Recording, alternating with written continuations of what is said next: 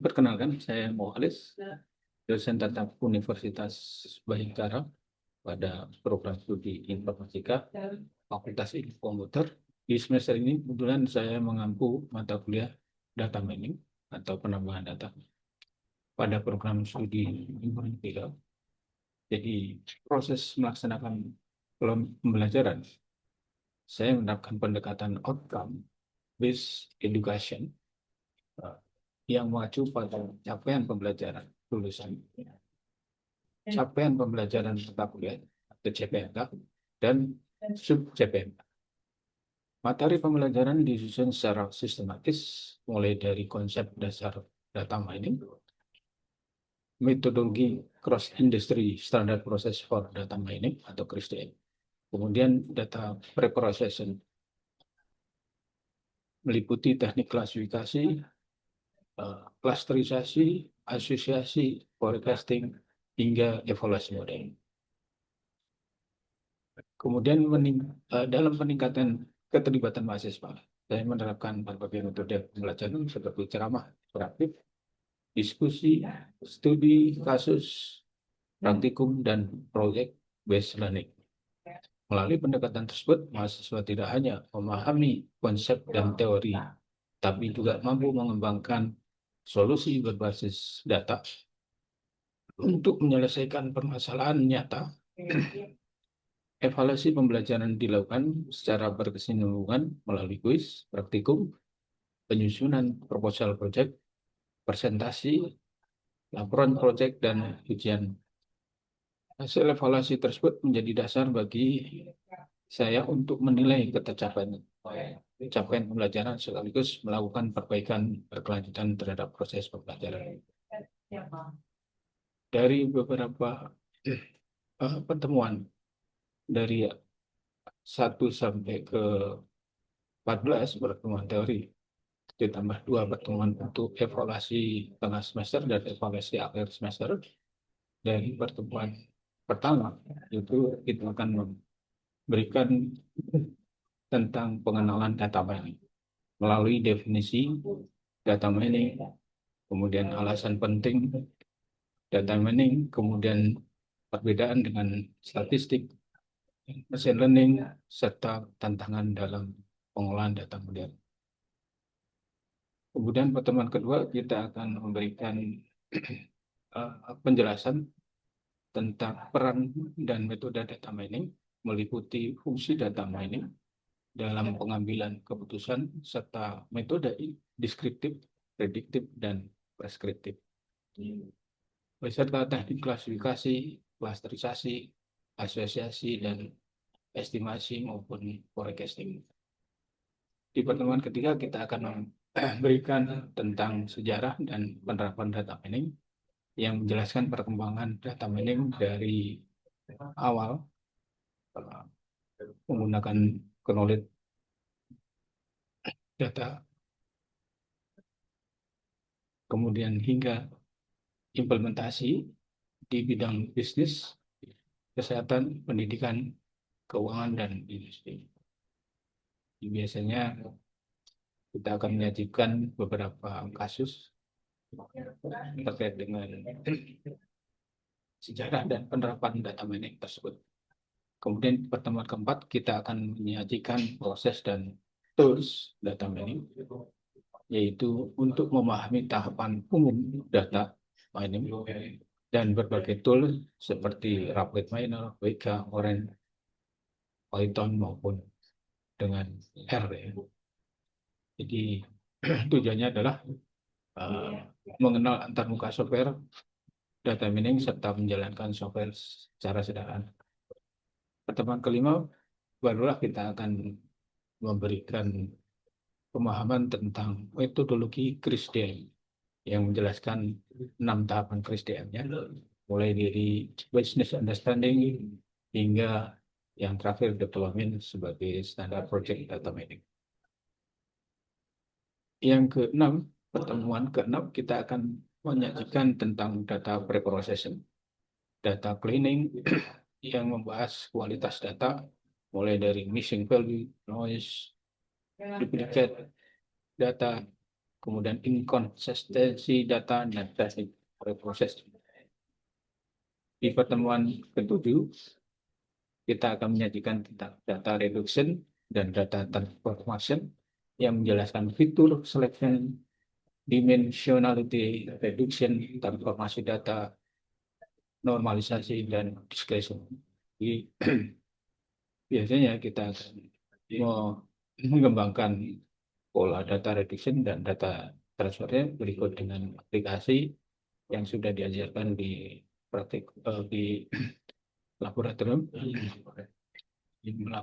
Bagaimana cara melakukan normalisasi dan transformasi atribut, fitur engineering, fitur selection, dan reduksi dimensi pada dataset.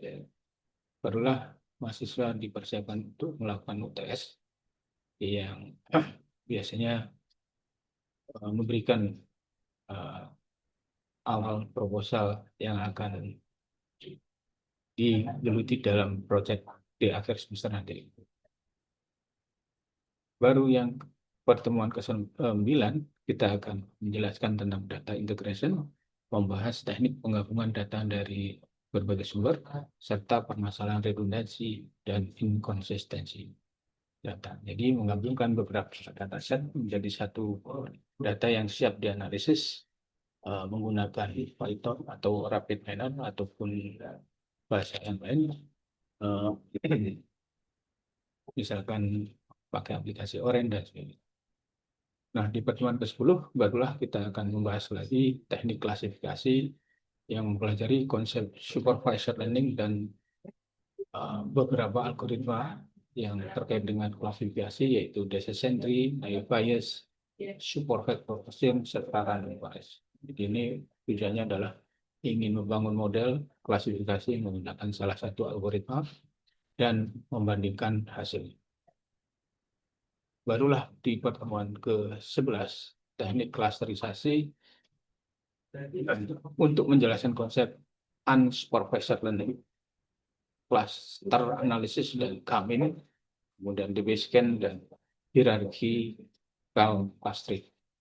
Di praktek clustering, dataset yang menggunakan K-mean dan membandingkan hasil dengan algoritma yang lain, misalkan DB-scan atau hierarki K-mean. Dan di pertemuan 12 itu kita akan membahas teknik asosiasi, membahas association rule mining, preference pattern mining, serta konsep support, confident, dan lift.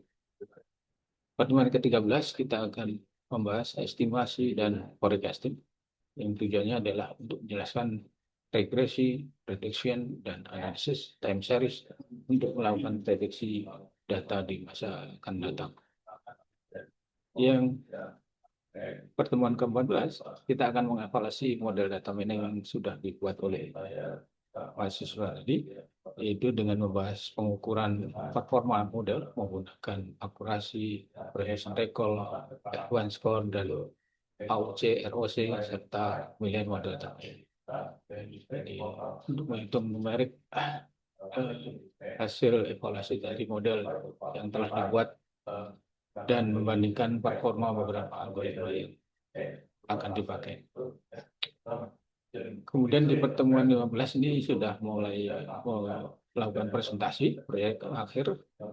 Jadi mahasiswa mempresentasikan proyek data mining yang telah dikerjakan mulai dari identifikasi masalah, kemudian penerapan CRIS DM-nya, dan proses pemodelan hingga hasil evaluasi model.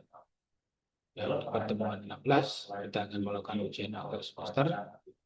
Berikut dengan akan kita seleksi menggunakan hasil dari ujian akhir tadi untuk proyek lanjutan, terutama yang akan menerapkan data mining di tugas akhirnya. Saya kira sementara itu yang bisa saya katakan dalam penerapan outcome-based learning, based education dalam mata kuliah penambangan data atau data mining yang sudah kita jalankan selama ini. Saya kira itu tutup. Assalamualaikum warahmatullahi wabarakatuh.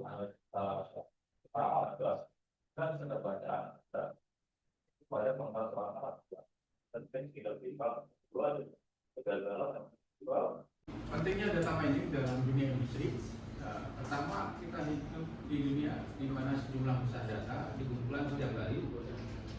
Menganalisis data tersebut merupakan kebutuhan yang sangat penting. Jadi maksudnya adalah di sekeliling kita sehari-hari, apalagi di dunia internet ya, itu data bertaburan. Itu dari terabyte sampai dengan petabyte. Biasanya setiap hari dari berbagai sumber, termasuk bisnis, sains maupun kedokteran, telekomunikasi dan media sosial. Jadi berdasarkan data ini didorong oleh proses komputerisasi yang hardware maupun softwarenya maju dengan saatnya dan alat pengumpulan data yang semakin canggih. Kemudian perusahaan pengelola kumpulan data dalam jumlah besar kemudian ditambah dengan penelitian ilmiah yang mungkin juga sebagian dari Anda ini yang tiap hari menghasilkan penelitian dalam bentuk skripsi, tugas akhir dan sebagainya. Nah, ini menghabiskan banyak memori yang sudah disiapkan dan kemudian menghasilkan informasi dalam skala petabyte sehingga industri seperti layanan kesehatan, telekomunikasi berkontribusi secara signifikan terhadap arus data. Dengan volume data yang sangat besar dan terus meningkat, terdapat kebutuhan yang mendesak akan alat-alat yang kuat untuk mengekstrak wawasan beragam dan mengubah data mentah menjadi pengetahuan yang bermanfaat dan terstruktur. Kemudian kebutuhan inilah yang melahirkan yang disebut dengan data mining, sebuah bidang yang relatif mudah dan terus berkembang, yang berperan penting dalam transaksi data menuju era informasi. Nah, ini yang lagi terkait tadi mesin pencarian Google yang memproses ratusan juta query setiap hari, di mana setiap query mempresentasikan kebutuhan informasi pengguna dengan menganalisis pola dari kumpulan query yang sangat besar. Wawasan berharga dari diekstraksi wawasan yang tidak dapat diperoleh hanya satu pencarian secara berikut. Salah satu contoh penting adalah Google Blueprint yang menggunakan pola istilah pencarian sebagai indikator aktivitas clue.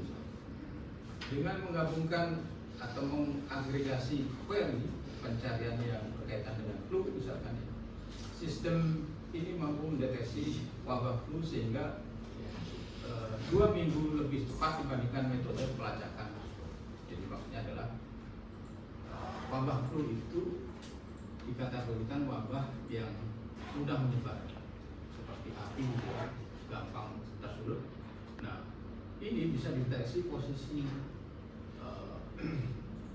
yang paling berat di mana flu-nya sehingga bisa dibasmi sedetail mungkin, sama seperti kebakaran.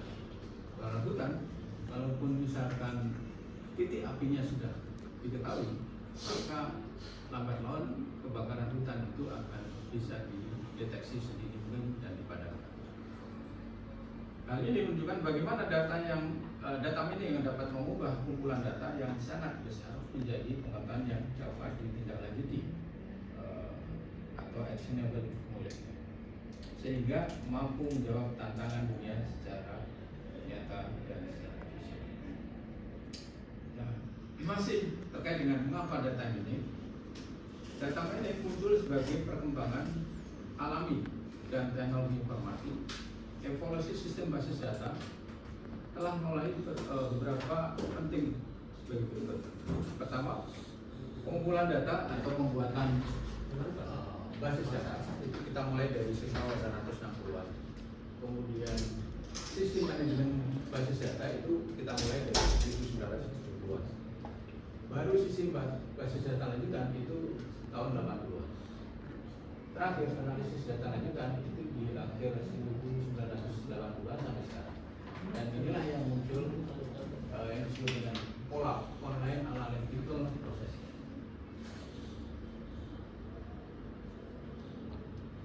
Nah, mengapa data mining? Ini kita ilustrasikan dalam bentuk semacam ini ya, tahapan ya, mulai dari data collection dan database creation, kemudian database management system sesuai dengan tadi sejarah awal, kemudian advanced database system itu mulai 1980 dan terakhir yang disebut dengan data analysis itu mulai tahun 1980 sampai sekarang. Nah, konsep ini berkembang sehingga muncullah yang disebut dengan definisi konsep data mining. Jadi pertumbuhan pesat dalam memperoleh data tadi atau data yang ada di sekeliling kita dalam pengumpulan, penyimpanan dan kemampuan pemrosesan data telah menciptakan sebuah paradoks. Kita kaya akan data, jadi data itu berlimpah, tetapi kita miskin informasi. Jadi bagaimana data itu supaya diolah menjadi sebuah informasi yang misalkan seperti ada tentang misalkan tentang buah misalkan. Buah itu kan banyak juga jenisnya. Dan kita kategorikan mana buah yang busuk sama buah yang tidak busuk. Nah, itu memperoleh informasi dari mana ya supaya kita bisa mengkategorikan untuk buah busuk atau tidak busuk.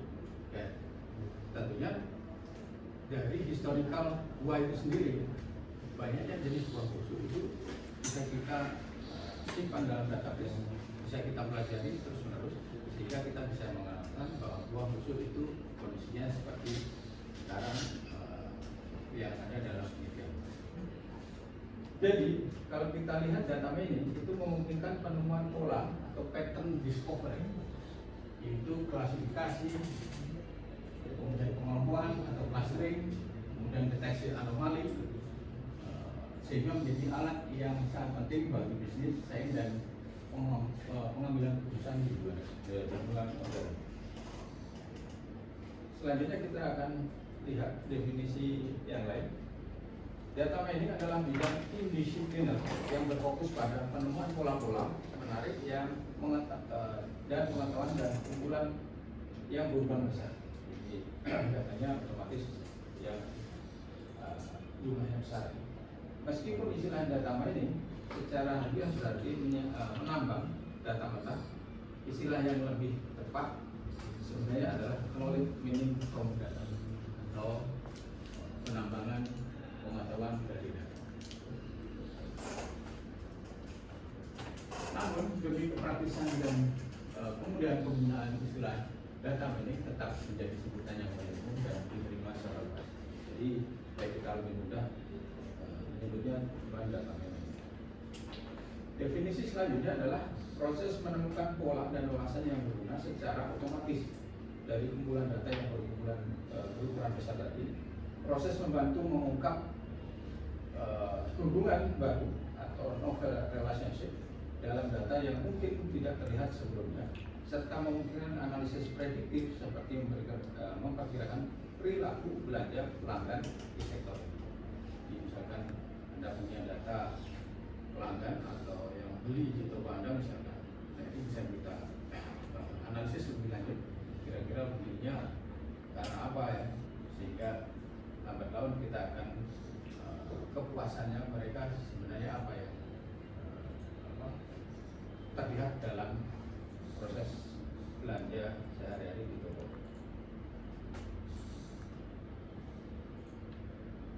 Jadi kalau kita lihat tidak semua proses penemuan informasi dapat disebut dengan data mining. Kualitas basis data sederhana misalkan mengambil data tertentu atau mencari halaman web berdasarkan kata kunci tidak melibatkan penemuan pola yang kompleks dan dapat ditangani oleh sistem manajemen basis data tradisional atau sistem temu kembali informasi atau information retrieval. Jadi kita data mining itu pasti mempunyai algoritma dan punya juga metode. Jadi kita harus bisa membedakan mana metode, mana algoritma. Ya kalau metode itu kan, misalkan kalau kita ke Bandung, itu kita pakai bus atau pakai kereta atau pakai motor misalnya, nah, itu metode. Tetapi kalau kita mau ke Bandung, kalau kita lihat algoritmanya, berarti kita harus, misalkan kita pakai kereta, pertama ya kita harus punya beli tiket dulu, terus kita tanya dulu tiketnya, kemudian bertahap ya, sampai masuk ke dalam kereta, sampai kita masuk kereta dan sampai di stasiun Bandung, baru kita memperlihatkan tiket kita sudah keluar dan sebagainya. Nah itu ada tahapan yang pasti, tidak serta-merta langsung seperti metode. Kalau metode tadi ya cukup pakai motor misalnya, atau pakai bus gitu. Nah, itu perbedaan yang kita pahami bersama, harus kita pahami bersama bahwa antara metode dengan algoritma itu. Definisi dan konsep dasar data mining, pertama itu yang mungkin kita bahas nanti lebih jauh. Ada yang proses menggunakan KDD, ada yang dengan CRISPR. Nah kita bahas dasarnya dulu, bahwa knowledge discovery process itu dibagi jadi beberapa tahap. Pertama, data cleaning. Jadi data cleaning itu menghapus gangguan atau noise yang tidak konsisten dalam data. Kemudian data integration itu mengkombinasikan data menjadi dari multiple source menjadi beberapa bagian yang lebih mudah dipahami. Kemudian data selection itu membagi data yang relevan terhadap kebutuhan yang akan kita analisis. Yang keempat itu data transformation, itu mengconvert data ke dalam beberapa suite table atau kolom ke baris atau barisan kolom gitu ya, sehingga menjadi agregasi yang tujuannya untuk menyimpulkan lebih detail. Kemudian data mining juga bagian dari intelijen teknik yang menutup semua pattern atau yang disebut dengan yang disebut pattern itu kan warna yang mencolok gitu, recognition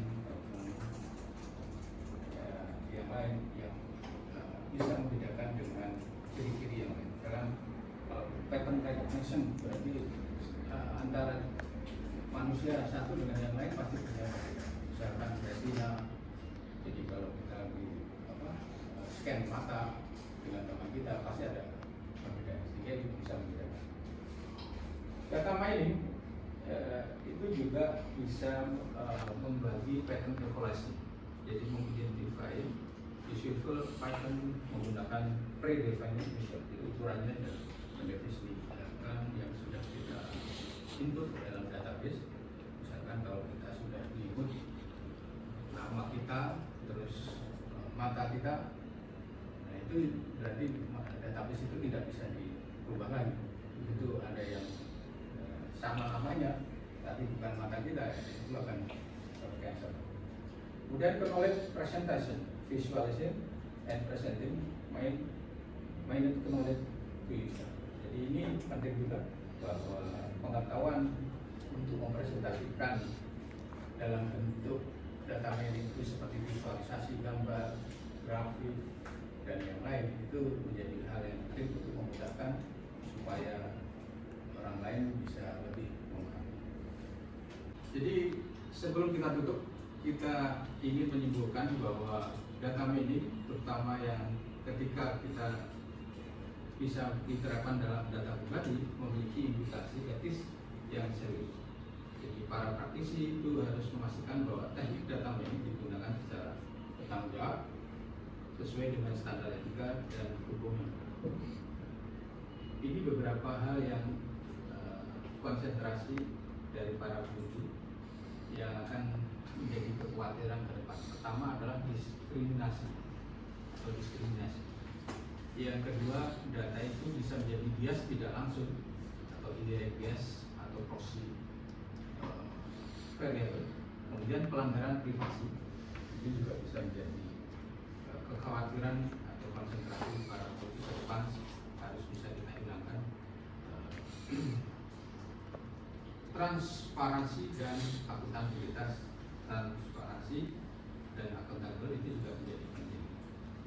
Nah, masing-masing mempunyai contoh dan deskripsi mungkin bisa kita lebih jalani ke depan di pertemuan-pertemuan lebih lanjut, sehingga pada pertemuan saat ini saya akan memberikan pertanyaan dulu tentang tahapan kegiatan ini tentang Christian. Itu ada 6. Kira-kira yang satu itu apa? Yang pertama itu business understanding, Pak. Business understanding. Iya. Kira-kira apa ya?